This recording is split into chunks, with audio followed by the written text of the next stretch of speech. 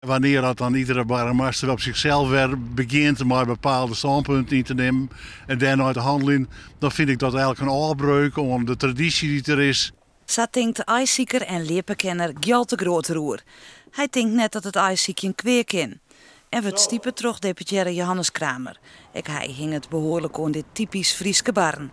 Ja, het is die burgemeester natuurlijk vrij om het aan te nemen of net te doen. Maar aan de andere kant, het zou wel heel spietig zijn als er nog meer wijzen die dit was. Want ja, het jij gewoon, zoals ik al zei, bij je Friese traditie. En naarmate we in de buurt komt en de liepen er weer aankomen, begint die discussie ik weer op te flakkeren.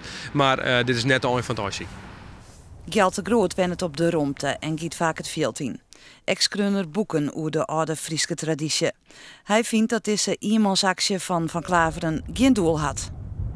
En als men nou meer dat het werkelijk de redding wezen zal, dan moet men dat met elkaar afpraten en met elkaar zeggen het ijsziekje dat had west. En net dat nou iemand zijn burgemeester wedstrijd of een paar burgemeesters zeggen van nou zal ik dus even een voorbeeld stellen, want ik neem dat eerste haar net benoemd. Ik weet eigenlijk helemaal niks.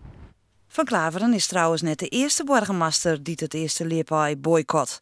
In 1972 vond Anne van der Heijden in de gemeente Tietzerkstra het eerste ai. Hij mocht het doe ik net aanbieden om burgemeester Henry Huizen van Kattendijken. Misschien ben er toen echt wel meer burgemeester geweest, dat weet ik niet. Maar ik weet wel dat deze burgemeester van Kattendijken het net houden. Maar op de provincie is het ai weer welkom. Yo. Ja. Nou, het is gelukt. Normaal sprutsen Stefan Jeer in maart weer op een stoepen voor het eerste leerpaai dat vonnis. Dat mag je wel opbrengen niet.